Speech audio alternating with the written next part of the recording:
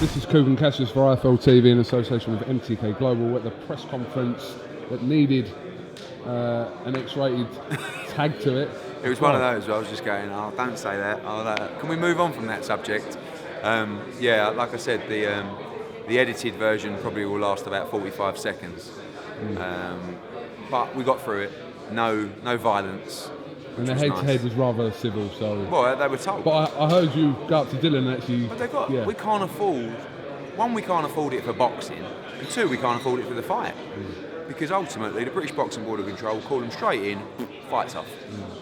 We can't have that because the buzz has been unbelievable. Pre-sales have been outstanding, and this is a big fight, a big event, and they can't be stupid enough to start attacking each other as much as they want to. You could see that in the press, I could feel it. You know, they can't just start attacking people at press conferences. But I mean, it got very personal. It is personal. Yeah. But it's no doubt, when you're goading someone on social media for 6 months, it can only be personal. And Dillian Whyte continuously pushes the boundaries, doesn't he? And I said to him, one of my questions in the press conference was, like, you do this to everyone you're fighting, you do this to? Is it just you don't like them, or is it just how you try and put your frame of mind going into the fight? He said, no, I don't like him. And Brown feels the same. So, but away from that, it's a really good fight. And I think outside of the title fights, I think it's one of the best and probably the biggest fight that could be made in the division outside of the champions. And I think it's a 50-50 fight. I think Lucas Brown has huge power. I think he is extremely durable. But I think this is the chance for Dillian to show what he is all about as a heavyweight world contender. Helenius' fight was disappointing. 3 weeks' notice, no excuses. He wasn't good enough in that fight, in my opinion. We wanted to, you know, the last year and a half, 2 years have been Dillian on the AJ cards, you know, getting great responses, great noise in the arena. But I want Dillian to stand out now as his own person, his own star. And I think he can do it. One, because he's very entertaining. Two, he's in entertaining fights. Three, he can really fight. He's number one with the WBC. So we wanted to give him his own show at the O2. You know, let's see what the numbers can do. And again, from pre-sale yesterday to general sale today, fantastic. And they want to get behind this fight, but we need to make Dillian his own star. You know, not rely on going on pay-per-view cards. And this is what this fight is about as well. But a very risky fight, especially considering the fact that where he is in the governing bodies. You know, he's number one ranked contender to Deontay Wilder. The WBC will make him mandatory at some point, and whether that's in 2 months or 6 months. So why gamble in a 50-50? Why? Because he wants to prove himself as a legit contender, and we've still got work to do to make Dillian Whyte the star that he could be, and that star is born through big fights, big attention, big crowds, but good performances or great performances. And I think the Whyte fight is a fight where you could just see a great performance from Dillian Whyte, and one that could put him right in the position to move on. And whether it's Wilder, whether it's AJ, whether it's Parker, I believe if he beats Lucas Brown, he deserves a shot at the world title. What's more likely for Dillian, the route with the rematch with Joshua, or...? Well, Joshua wants to fight badly. I mean, every time he's asked the question, who do you want to fight, he says Dillian Whyte. And I think I've even said, what? He said, because it was mad. He said it was mad. People gate crashing the ring.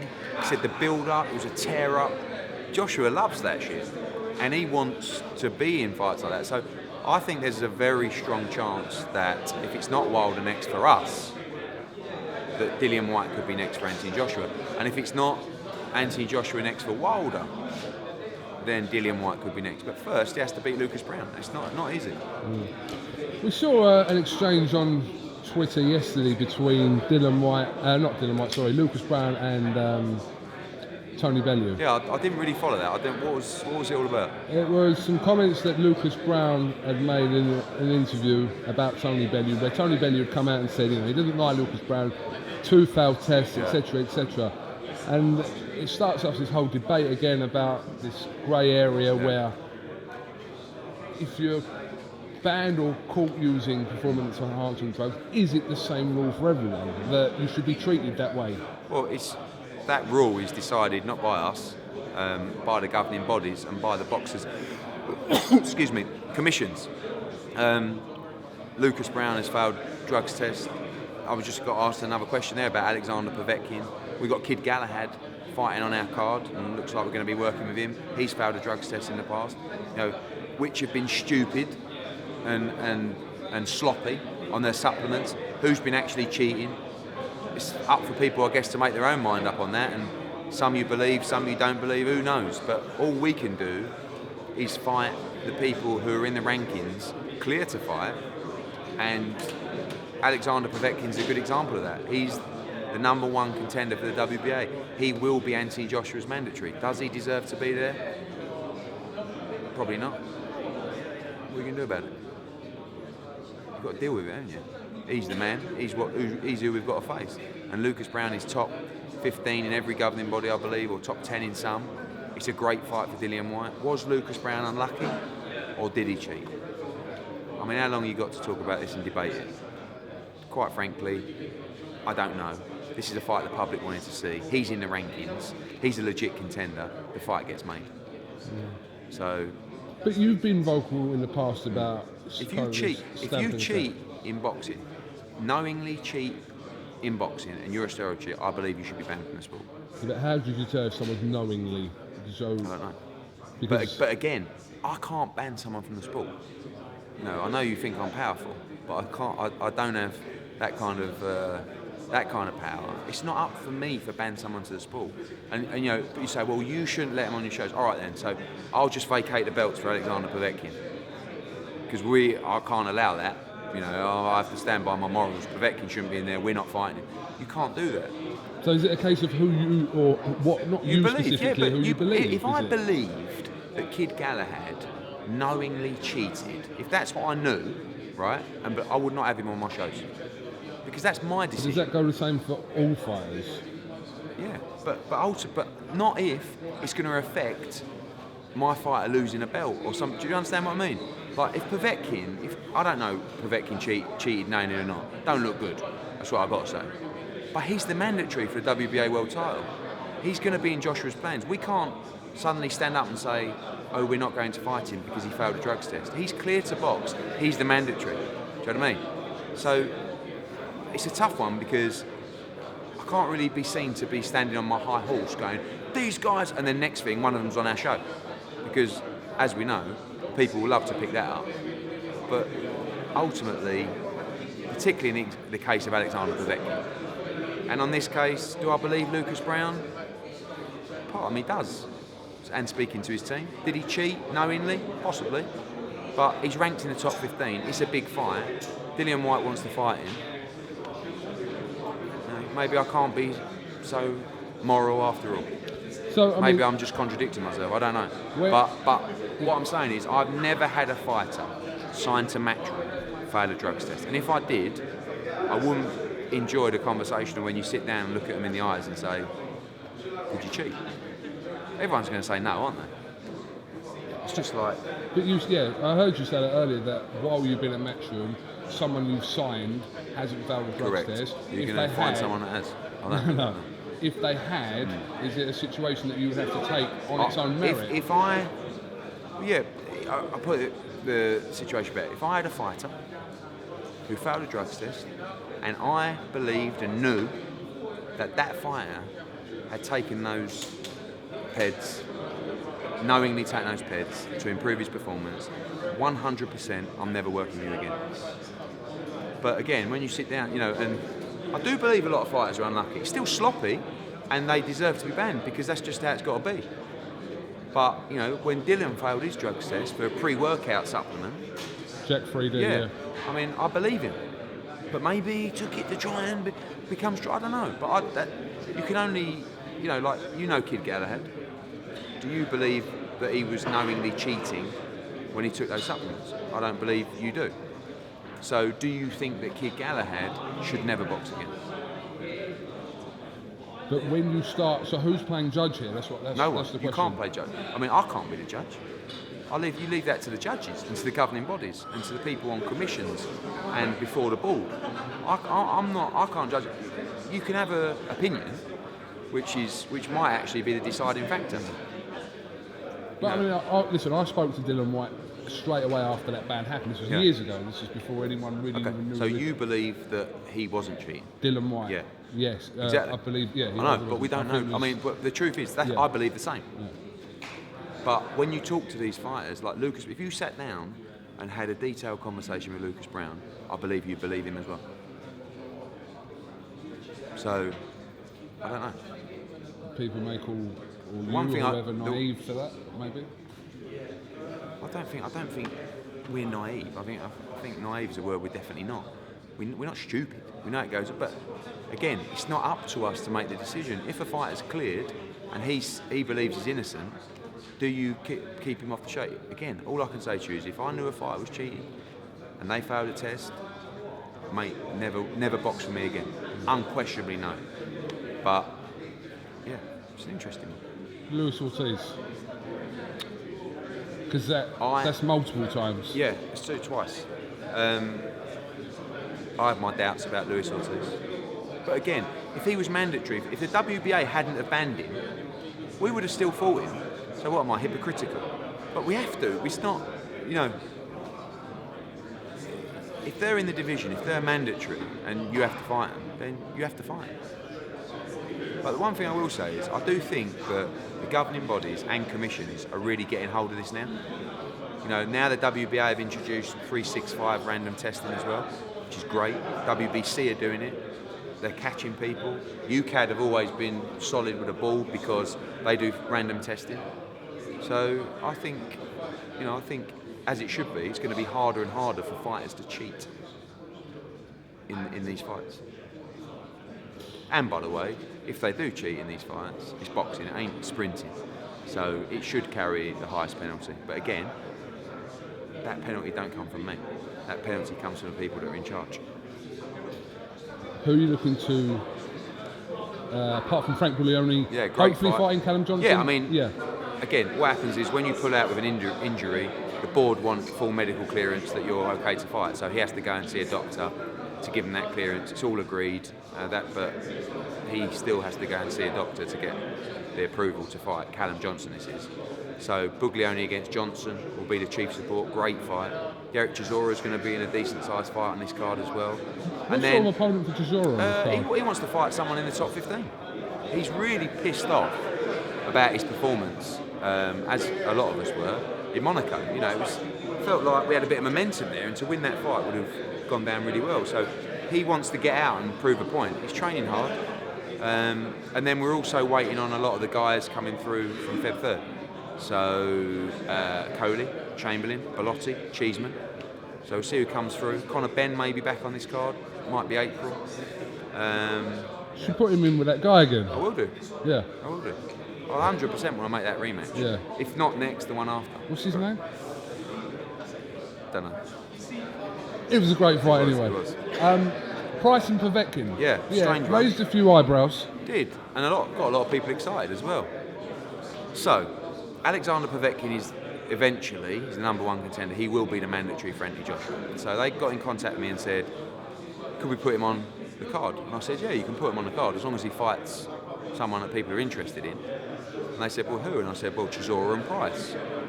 Looked at it, Price came back, and Chisora was interested as well. Price came back and said, yeah, I'll have the fight. So they went back to Povetkin's team and said, Price will have it.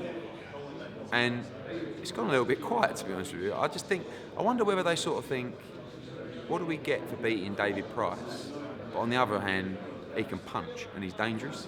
So I'm hoping to get a call from World of Boxing today to say, yeah, we'll have Price, and then Povetkin Price gets made. Brilliant opportunity for Price. But people say it doesn't make Price mandatory. It'll make him number one. Number one. So whether he's called as mandatory, it's a very good chance, you know. But listen, he beats Povetkin, he's there. And if he doesn't, he's back where he is, no problem, and he gets his payday. So I think it's the right decision for him to take the fight. And the thing is with Price is, he always has the ability to win. I'm not saying that he beats Povetkin because he's a massive underdog, but if Price hits Povetkin on the chin during the exchange, does he knock Povetkin out cold? And the answer is yes. He probably can do that to every heavyweight. If they don't want Price, if you spoke to Chisora, is he up for it? Chisora's up for it as well, but I think Chisora, the different styles in that fight, it's a tougher fight. You look at how Chisora can beat Povetkin, but Price has that equaliser that you just know that he could do it. But with Chisora, I think we bring him back on March 24th. If the Povetkin fight doesn't happen, for Price, I'd like to make Price Chisora.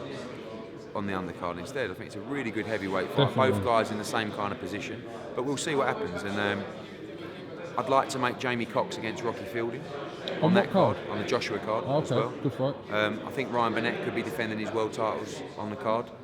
Could even be Crawler on that card as well. Josh Kelly will be fighting for his first title. Caldina will be in a big fight as well. So just putting it all together now. Any updates on Casey Taylor? No, I think we're going to put Katie Taylor on the Danny Jacobs card, going to a big unification fight. Any updates on that? Spike, no. Because Packy Collins tweeted. I got in a bit of trouble really because I said that it was down to politics, and then obviously that Spike works with Murphy's Boxing and Golden Boy. So do they want to put Spike in with Danny Jacobs, or do they want to move him into Lemieux? I've got a brilliant relationship with Robert Diaz, and I was having a bit of a back and forth with him last night.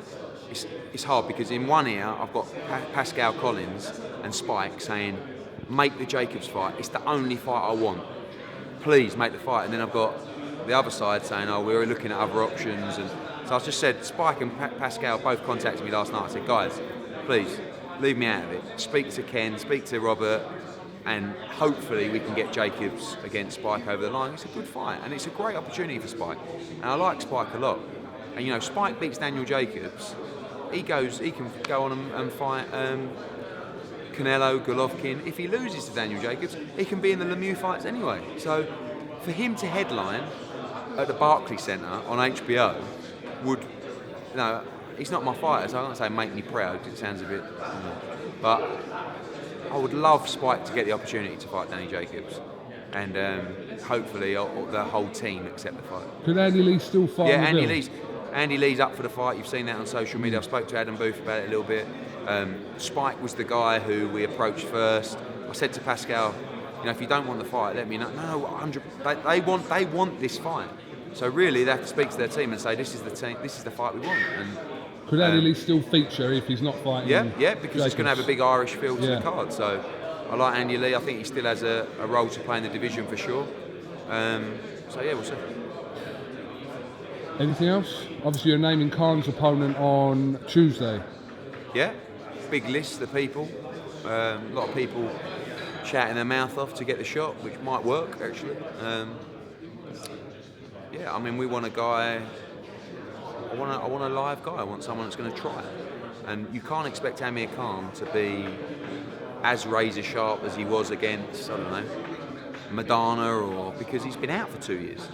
So it's going to be a high pressure, high risk, whoever it is at that level, and dramatic evening on April 21st in Liverpool. Even more dramatic by Masha against Coyle. It's going to be an absolute war, and some big title fights to be announced on that April 21st card at the Presser next week. The show you're proposing to do on April the 14th, is it up there or down here? It's up there. Somewhere. I'll tell you, it could be Crawler against Campbell. That's a fight that I'm talking to Anthony Crawler about. Luke Campbell's up for that fight as well. They're both really well placed, sort of on their own merits. Do you know what I mean? So it's like, do you fight each other? Crawler's also getting married, coming up soon. He's got his stag coming up, so he may come out and have an intercontinental fight on the AJ card, and then fight a big one in the summer. We're just finalising it all now. What's happening with Ricky Burns? Well, Ricky Burns wants the Crawler rematch. That's another fight that Crawler's looking at as well. Burns wants to stay at 135. He doesn't want to fight at 140 anymore. So, looking at some fights for him at lightweight. Okay. Are you going to go anywhere new this year? Yes, but whether that's in England or not, I don't know. That's what I meant. Yeah, in England. Where could you go? I mean, oh yes, we are Newcastle. I've not been, but we haven't been to Newcastle for a long time. You did a Next Gen show there a few months ago. Oh yeah, apart from that one.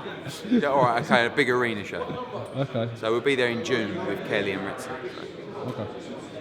Anything else to add? Tomorrow, Kelbrook press conference. Kelbrook press conference. Dave Allen against Lemroy Thomas. Gavin McDonnell against Gamal Yafai, which is a brilliant fight. Kid Galahad on that card as well, so it's really shaping up into a big card. Other than that, that's tomorrow. Been a busy week. Next Tuesday, I think it'll be Amir Khan, and hopefully end the next week. Got a major announcement coming. So hopefully another one. Yeah.